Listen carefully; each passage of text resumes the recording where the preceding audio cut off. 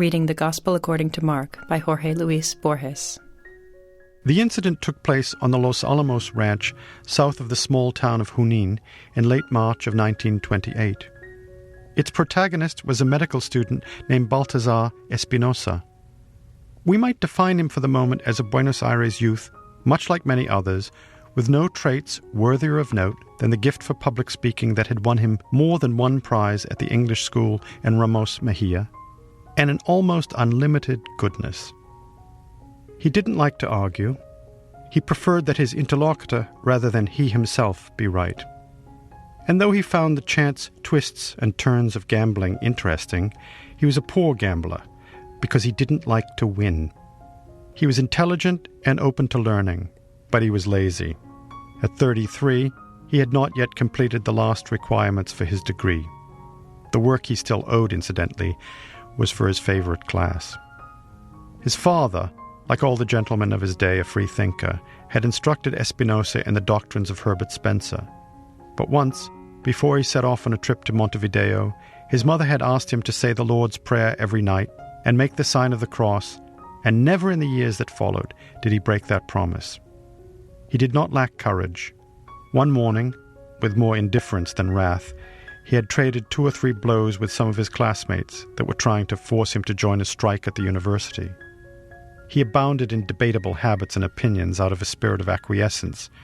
His country mattered less to him than the danger that people in other countries might think the Argentines still wore feathers. He venerated France but had contempt for the French. He had little respect for Americans, but took pride in the fact that there were skyscrapers in Buenos Aires. He thought that the gauchos of the plains were better horsemen than the gauchos of the mountains. When his cousin Daniel invited him to spend the summer at Los Alamos, he immediately accepted, not because he liked the country, but out of a natural desire to please, and because he could find no good reason for saying no. The main house at the ranch was large and a bit run down. The quarters for the foreman, a man named Gutres, stood nearby.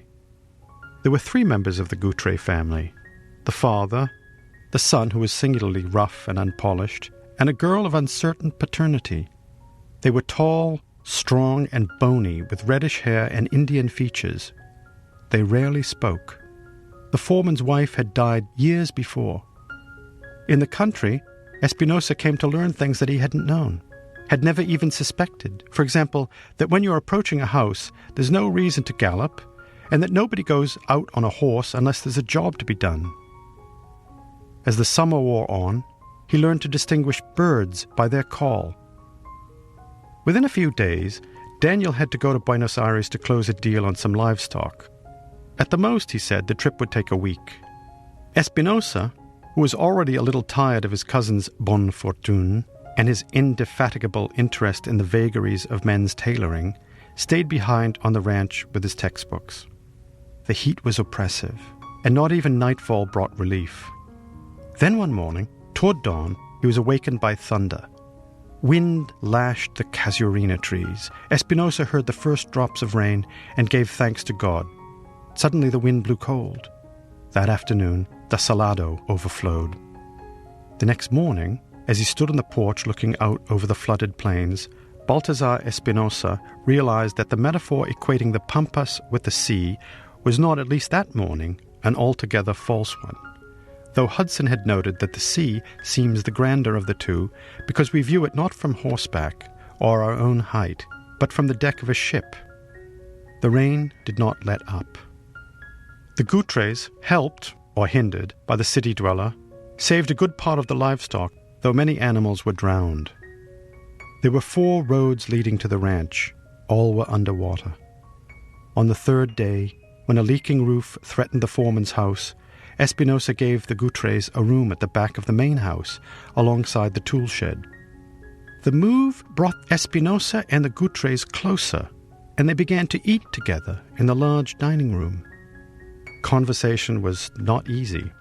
The Gutres, who knew so much about things in the country, did not know how to explain them.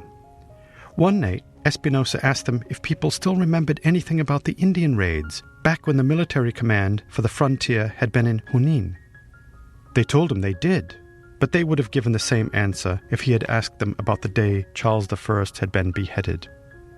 Espinosa recalled that his father used to say that all the cases of longevity that occur in the country are the result of either poor memory or a vague notion of dates. Gauchos quite often know neither the year they were born in nor the name of the man that fathered them. In the entire house, the only reading material to be found were several copies of a farming magazine, a manual of veterinary medicine, a deluxe edition of the romantic verse drama Tabaré, a copy of The History of the Shorthorn in Argentina, several erotic and detective stories, and a recent novel that Espinosa had not read, Don Segundo Sombra, by Ricardo Guiraldes. In order to put some life into the inevitable after-dinner attempt at conversation, Espinosa read a couple of chapters of the novel to the Gutres, who did not know how to read or write. Unfortunately, the foreman had been a cattle drover himself and could not be interested in the adventures of another such a one. It was easy work, he said. They always carried along a pack mule with everything they might need. If he had not been a cattle drover, he announced, he'd never have seen Lake Gomez or the Bragado River or even the Nunez Ranch in Chacabuco. In the kitchen, there was a guitar. Before the incident I am narrating, the laborers would sit in a circle and someone would pick up the guitar and strum it, though never managing actually to play it. That was called giving it a strum. Espinosa, who was letting his beard grow out, would stop before the mirror to look at his changed face. He smiled to think that he'd soon be boring the fellows in Buenos Aires with his stories about the Salado overrunning its banks. Curiously, he missed the places in the city he never went and would never go. A street corner on Cabrera where a mailbox stood. 2 cement lions on a porch on Calle Jujuy, a few blocks from the Plaza del Once. A tile-floored corner grocery store and bar whose location he couldn't quite remember. As for his father and his brothers, by now Daniel would have told him that he had been isolated. The word was etymologically precise, by the floodwaters. Exploring the house still cut off by the high water, he came upon a Bible printed in English. On its last pages, the Gutres, for that was their real name, had kept their family history. They had come originally from Inverness and had arrived in the New World, doubtlessly as peasant laborers in the early 19th century. They had intermarried with Indians. The chronicle came to an end in the 1870s. They no longer knew how to write. Within a few generations, they had forgotten their English. By the time Espinosa met them, even Spanish gave them some difficulty. They had no faith, though in their veins, alongside the superstitions of the Pampas, there still ran a dim current of the Calvinists' harsh fanaticism. Espinosa mentioned his find to them, but they hardly seemed to hear him. He leafed through the book, and his fingers opened it to the first verses of the Gospel according to St. Mark. To try his hand at translating, and perhaps to see if they might understand a little of it, he decided that that would be the text he read the Gutres after dinner. He was surprised that they listened first attentively, and then with mute fascination. The presence of gold letters on the binding may have given it increased authority. It's in their blood, he thought. It also occurred to him that throughout history, humankind has told 2 stories. The story of a lost ship sailing the Mediterranean seas in quest of a beloved isle, and the story of a God who allows himself to be crucified on Golgotha. He recalled his elocution classes in Ramos Mejia, and he rose to his feet to preach the parables. In the following days, the Gutres would wolf down the spitted beef and canned sardines in order to arrive sooner at the gospel. The girl had a little lamb. It was her pet, and she prettied it with a sky-blue ribbon. One day it cut itself on a piece of barbed wire. To stanch the blood, the Gutres were about to put spider webs on the wound, but Espinosa treated it with pills. The gratitude awakened by that cure amazed him. At first he had not trusted the Gutres and had hidden away in one of his books the 240 pesos he'd brought. Now, with Daniel gone, he had taken the master's place and begun to give timid orders, which were immediately followed. The Gutres would trail him through the rooms and along the hallway, as though they were lost. As he read, he noticed that they would sweep away the crumbs he had left on the table. One afternoon, he surprised them as they were discussing him in brief, respectful words. When he came to the end of the Gospel according to St. Mark, he started to read another of the 3 remaining Gospels. But the father asked him to reread the one he'd just finished so that they could understand it better. Espinosa felt they were like children who prefer repetition to variety or novelty. One night, he dreamed of the flood, which is not surprising, and was awakened by the hammering of the building of the ark, but he told himself it was thunder.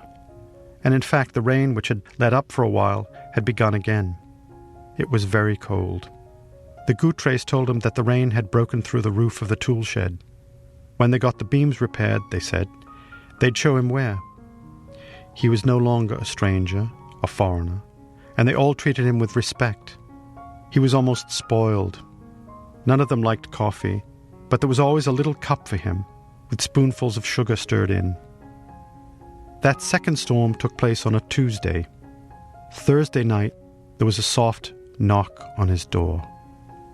Because of his doubts about the Gutres, he always locked it. He got up and opened the door. It was the girl. In the darkness, he couldn't see her, but he could tell by her footsteps that she was barefoot, and afterward, in the bed, that she was naked. That in fact, she had come from the back of the house that way. She did not embrace him or speak a word. She lay down beside him, and she was shivering. It was the first time she had lain with a man. When she left, she did not kiss him. Espinosa realized that he didn't even know her name. Impelled by some sentiment he did not attempt to understand, he swore that when he returned to Buenos Aires, he'd tell no one of the incident. The next day began like all the others, except that the father spoke to Espinosa to ask whether Christ had allowed himself to be killed in order to save all mankind. Espinosa, who was a free thinker like his father, but felt obliged to defend what he had read them, paused. Yes, he finally replied, to save all mankind from hell. What is hell? Gutres then asked him. A place underground where souls will burn in fire forever. And those that drove the nails will also be saved? Yes, replied Espinosa, whose theology was a bit shaky. He had worried that the foreman wanted to have a word with him about what had happened last night with his daughter. After lunch, they asked him to read the last chapters again. Espinosa had a long siesta that afternoon, although it was a light sleep, interrupted by persistent hammering and vague premonitions. Toward evening he got up and went out into the hall. The water's going down, he said, as though thinking out loud. It won't be long now. Not long now, repeated Gutres like an echo. The 3 of them had followed him. Kneeling on the floor, they asked his blessing. Then they cursed him, spit on him, and drove him to the back of the house. The girl was weeping. Espinosa realized what awaited him on the other side of the door. When they opened it, he saw the sky. A bird screamed. It's a goldfinch, Espinosa thought. There was no roof on the shed. They had torn down the roof beams to build the cross. That was Paul Theroux reading The Gospel According to Mark by Jorge Luis Borges.